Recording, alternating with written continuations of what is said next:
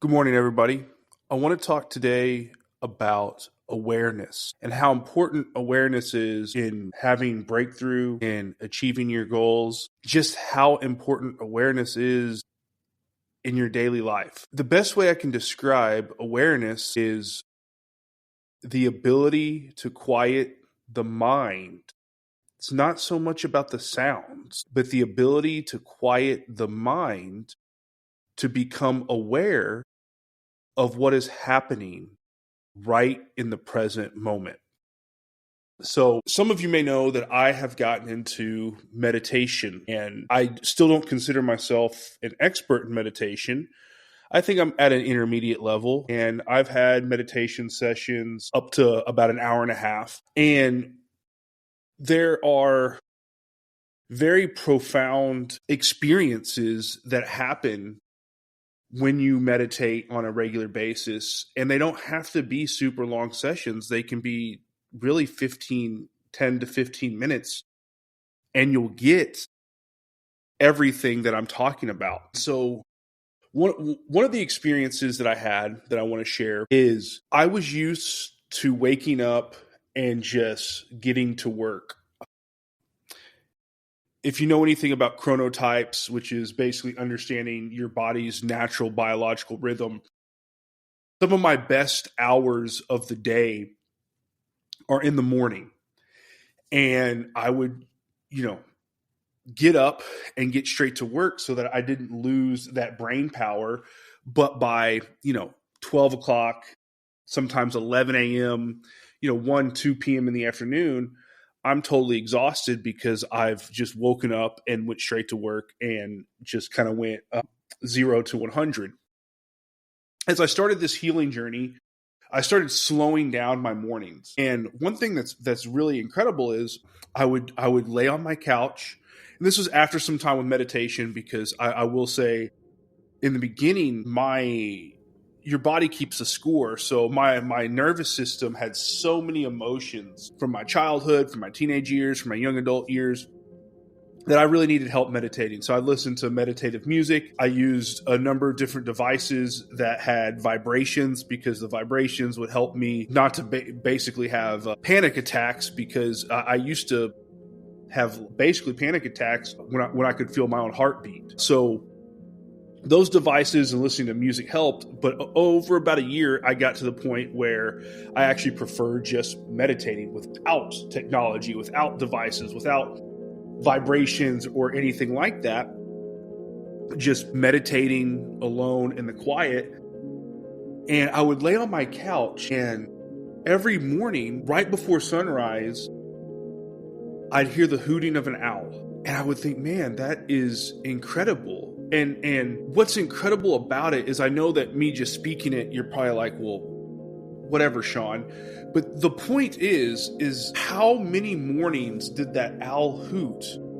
And I had no idea, because I was unaware. I was not living in the present moment, right? I'll give you another example. My home is probably 2 miles from a freeway, from an interstate. But when I'm very quiet in the morning and I'm meditating, I can hear the noise from the hustle and bustle of the interstate. And being grounded in that moment and noticing things that you wouldn't otherwise notice, or becoming aware of these experiences that you wouldn't otherwise be aware of, proves a very important point about life and about our reality. Is our reality truly is what we focus on. And if we focus our attention on the present moment, we can become aware of the abundance that is available to us in that present moment. The abundance that nature gives us, the hooting of owls, the abundance of connection, of a sense of belonging. When I hear those sounds from the interstate, from the freeway, it reminds me that this life and my problems are small, and it's about something so much bigger. It's about my contribution to a larger, greater society. And all these people going back and forth, the honking of the horns, the rush of the semi-trucks going down the road, reminds me that I do belong here and I have a purpose here. And so do each and every one of these people. And in somehow, in some way that maybe I can't sense, I'm connected to them and they're connected to me, and we're interdependent and we need each other. But you're only going to experience those things as you become aware and in tune. And I talk about in my book, Resonate, the rhythm. You get into the rhythm of the present moment and you let these experiences flow to you as your senses, as your mind quiets, and you can just plug into what is happening and what you're feeling right here and right now. Because it's crazy and look, we all have to start our work days. And, when I start my work day, I no longer notice the sounds from the freeway. I no longer notice really the hooting of the owls. And that's okay, because at some point, yes, we have to put our attention on our work and on our other things. But to start our day with this reminder that everything we need is already available to us, but it's available only in the present moment, in the eternal now. And so it's a powerful way, guys, for you to ground yourselves to this truth, to this universal truth that we are creating our own realities based on what we're focusing on. One of the best illustrations that I've heard is our reality is a lot like a radio station or a TV station, right? If I turn on the TV, because I am one human having, one human experience, I'm only able to put my focus on the one channel that I tune into, or the one radio station that I tune into that frequency of. But that doesn't mean that simultaneously there aren't hundreds, thousands, millions of other radio stations, of other TV programs going on at the same time. I'm not aware of them because I'm only tuned into one. But all the other stations still exist simultaneously. And that's what life is. That's what our reality is if we are tuning in to only the things, to our problems, if we put our focus only on our problems, that's all we're going to see. We're just going to see our problems, and then we're going to see more problems, because that's what we're tuning ourselves into. But if we start thinking, hey, I'm not going to focus on the problem, I'm going to focus on the solution to the problem, then that's all you're going to start seeing is solutions to your problems. And think about, what would you rather have? Would you rather have an empowering mindset where you're thinking about solutions? You're putting your focus on the solutions to your problems? Or would you rather have a victim mentality of just being a victim to these problems, right? Another great illustration of kind of how all this works together is social media algorithms. So I was texting a friend last night and he asked me something. We were talking about social media, some stuff on TikTok and Instagram. And I just made a comment. I said, I'm very protective of my algorithm these days, which means that, like, for example, I had no idea about the drones. If you remember the whole drone phenomenon, maybe it's still going on. It's not in the news as much anymore that I've noticed. But this was in November, December. I had a friend ask me what I knew about the drones. I had no idea what he's talking about. So I looked up a couple drone videos on TikTok, but I only watched like 2 or 3. And it was enough where it did affect my algorithm. I had a couple more pop up.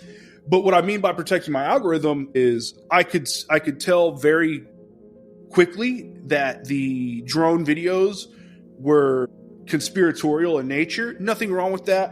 I'm not a conspiracy guy. It's not my thing. I want my algorithm to be straight up like motivational, spirituality, Christian sermons, Tony Robbins, Dr. Billy Alsbrooks, Eric Thomas, Marcus Taylor. That's what I want my algorithm to feed me. And so I'm not going to watch more than 1 or 2 of these drone videos. I'm just going to get just enough so that I can have an educated conversation. maybe form I'm going to say an opinion because it's still not enough to really have an opinion, but just so I kind of know what's going on, because my buddy up in New Jersey was kind of really freaked out, and I just wanted to know a little bit. So my point is your algorithm changes very fast. It probably is changing faster than physical reality, but that's how physical reality works. What you put your focus on is what you're going to manifest in the physical. Just like if you're, looking up whatever reels, whatever things you're clicking on Facebook, on Instagram, on these social media algorithms, it's going to feed you more of those things. And those algorithms change quickly, right? My algorithm 3 or 4 years ago used to be a lot of conspiracy theories, used to be a lot of Alex Jones.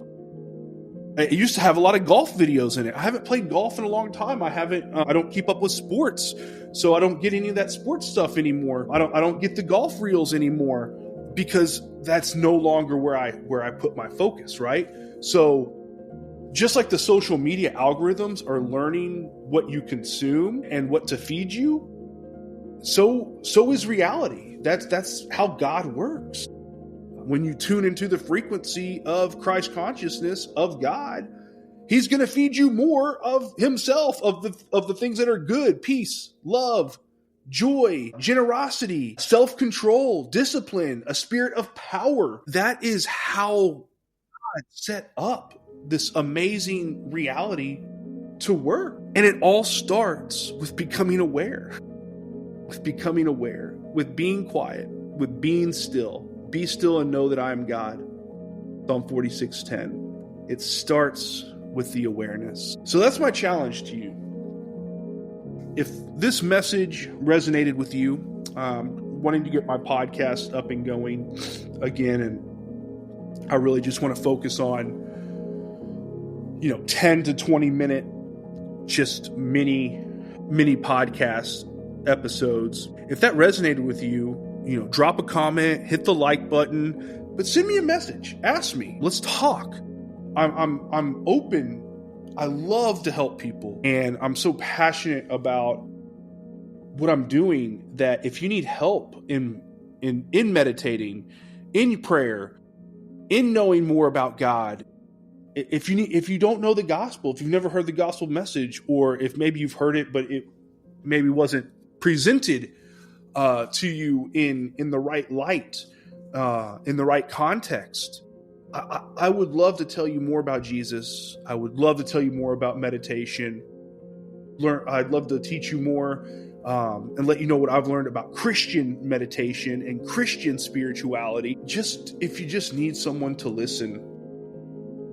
I'm so proud of who I am becoming, and I only know this because it's been confirmed by some of the conversations I've had over the past several months, over the past 6 months, with people who have come to me and just poured their heart out, really without me even asking or prompting them, and the powerful prayers I've had with other people that we've had together, the community that we're building together here on this Substack. It is very, very powerful, and I'm happy to walk you through, and I'm happy to do life with you, and I'm happy to give you whatever I can to help you level up, get to the next step, to help you become more aware of who you are, more aware of your identity, more aware of your purpose, more aware of these universal spiritual truths.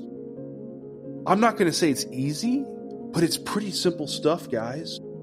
It's just that we have been conditioned to conform to a societal matrix that leverages and takes advantage of us for financial profits, basically, and power and control, that we've forgotten some of these basic truths. And your power is already within you. You're not broken. I just help you rediscover it. So let me know your thoughts. Reach out if you need me. I love you guys. I hope you got something powerful out of this.